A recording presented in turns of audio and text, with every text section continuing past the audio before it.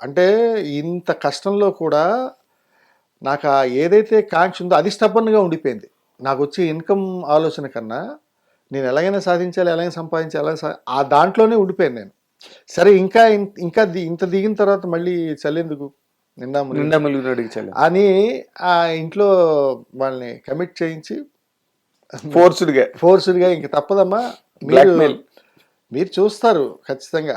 ఒక నేను అంటే అప్పుడు ఒక కాన్ఫిడెన్స్తో చెప్పా, ఒక అద్భుతమైన రచయిత భార్య నువ్వు, రచయిత తల్లి నువ్వు, రచయిత పిల్లలు మీరు అని చెప్పుకుంటారు, అది చాలు కదా మీకు, అది నేను అని పెట్టి ప్రలోభ పెట్టి అని ఇంక మరి తప్పదు కదా. మనం అక్కడికి వెళ్ళి బయటికి వెళ్ళి, ఎందుకంటే ఈ ఇంట్లో నాకేంటంటే హ్యాపీ ఏంటంటే నిజంగానే వాళ్ళ సపోర్ట్ చాలా ఉంది. వాళ్ళు ఎప్పుడు ఏది సరే అతన్ని ఇబ్బంది పెట్టకూడదు అని భార్య, మా అమ్మగారు సరే వాడు ఏదో అభివృద్ధిలోకి వస్తాడు నా కొడుకు అని ఆవిడ.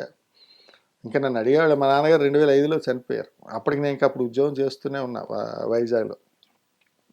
అయితే ఆ తర్వాత మా అమ్మగారు కూడా ఏం అనలేదు. సరే ఇంక వాడి కోరిక మేరకు ఏదో చేసుకుంటున్నాడు, చేసుకొని పేరు వస్తే ఇంకా హ్యాపీయే కదా అని లెక్కలో వాళ్ళు కూడా, ఒరే నాయన ఎలాగా ఎలా బతుకుతావు, ఏం చేయాలి, అవేవి ఏ రోజు అడగలేదు. ఫైనాన్షియల్ మ్యాటర్స్లో ఎప్పుడు ఫ్యామిలీ ఎప్పుడు నన్ను ఇబ్బంది పెట్టలేదు.